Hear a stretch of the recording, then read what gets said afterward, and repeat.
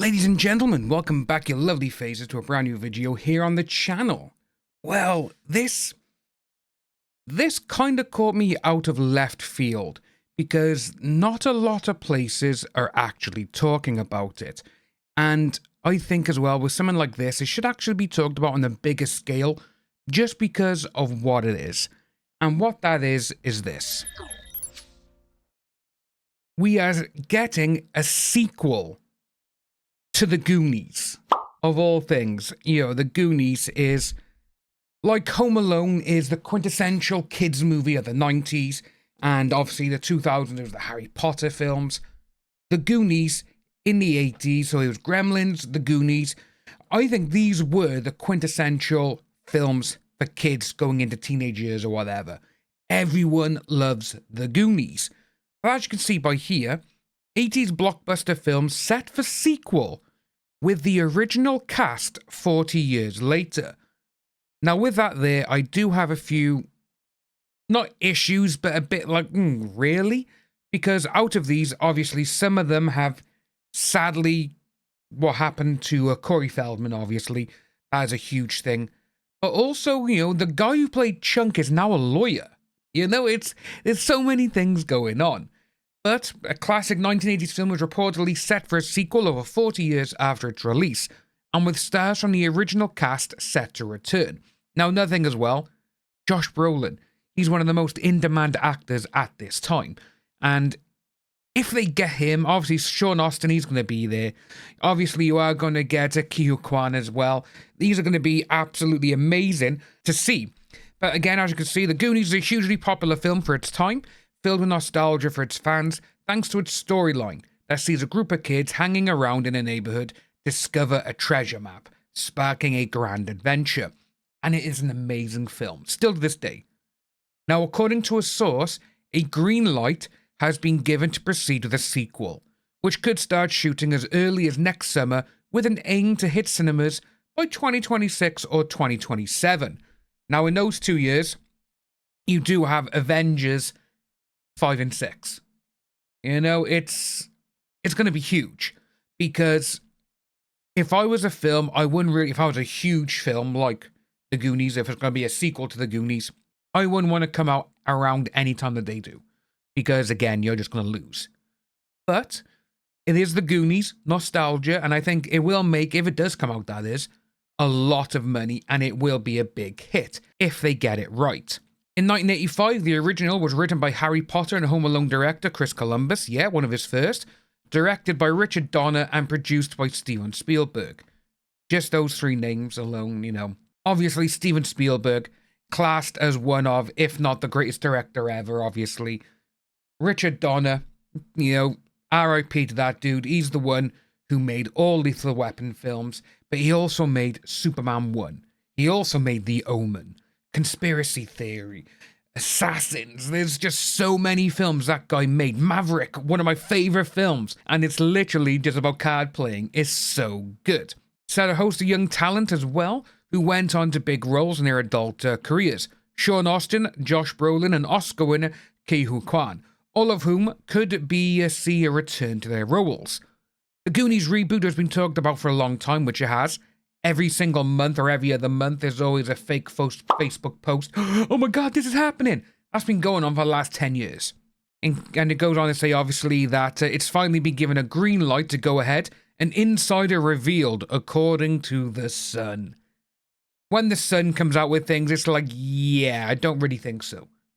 Apparently, the plan is to start developing the ideas for the follow-up next summer, with a possible release date of 2026-2027. So with that one there, again, that's not how it works.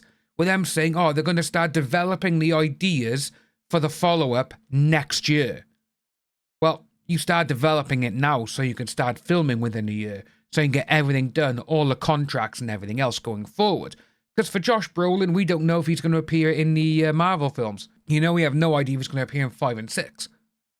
But obviously, the original is so culturally significant, Warner Brothers knows they have to get it totally right, yeah. It's also described as likely major stars will come back, while the possibilities of where to go with a sequel in terms of the story are endless. They are, because it's it's going to be interesting to see how they do it, you know, or if their kid's going to be finding a treasure map or something. The production team behind the supposed sequel is also said to be excited at the chance to bring the magic of the film to a whole new audience. In the original, which grossed $125 million worldwide in a budget of just $19 million, its central kids live in the Goondocks neighborhood of Astoria, Oregon. While on a mission to save their homes from the threat of foreclosure, they discover an old map in the attic of one of their houses, yeah.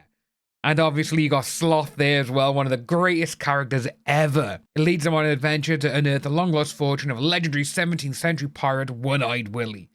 But they also have criminals in pursuit who want the treasure for themselves, yeah.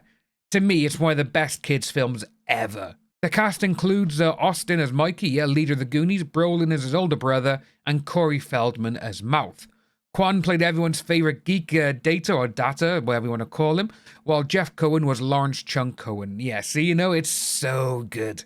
Martha, Kerry, and Ann also feature a former NFL star, John as Sloth, the gentle giant and disfigured son of the criminal Fratelli family. Many of the originals cast who reunited for the 35th anniversary are still acting, adding further popular credits to their CVs. Yeah, Sean Austin, man, he's done Lord of the Rings. He did the TV series 24. He did Stranger Things. This guy has just kept going forward with great roles. As you can see there for you is Samwise. And obviously, who can forget Josh Brolin, you know? The Sicario movies. The Marvel movies. Again, as it says, but they're Dune Part 1 and Part 2. The guy is absolutely amazing. But, you know, Austin went on to appear on Sam in the award-winning Lord of the Rings trilogy.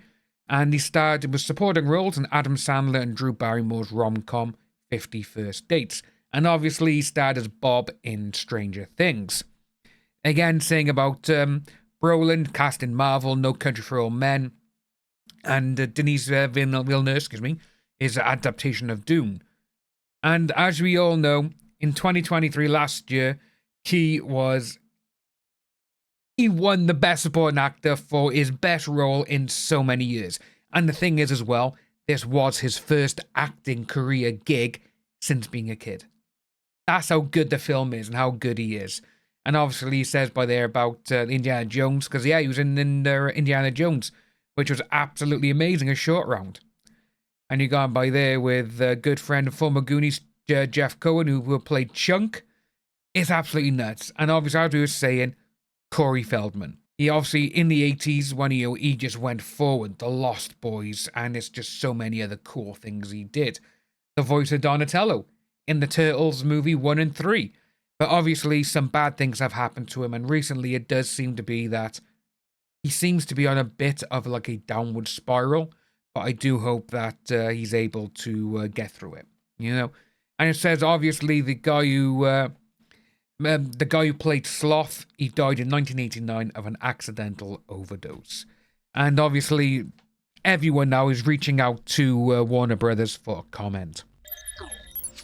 Yeah, so it's going to be interesting to see if they can actually do this, because I would be there first day, front row, well, middle row, and I'm going to be like, yes, the Goonies, you know?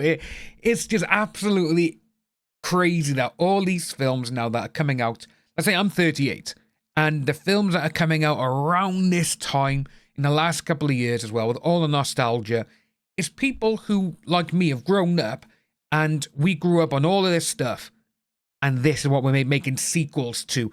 And some of them are even better than the originals, you know? And again, before, when they tried making sequels and everything else, they just did it as a cash grab, which you can see.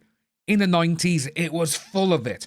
Last 2 decades, they tried making horror remakes, which some hit, some were amazing, but some of them were absolute just piles of dog poop, you know? But with this, I really do hope that they're able to nail down the story before anything and be like, right, this is it. Everyone is going to love this. Not just the people who grew up on the Goonies, but the new generation. That's what I want to see. Let me know what you think about this down below, guys. Are you happy for the Goonies? Do you like the Goonies? Let me know. Hit that button, subscribe, and I'll see you soon.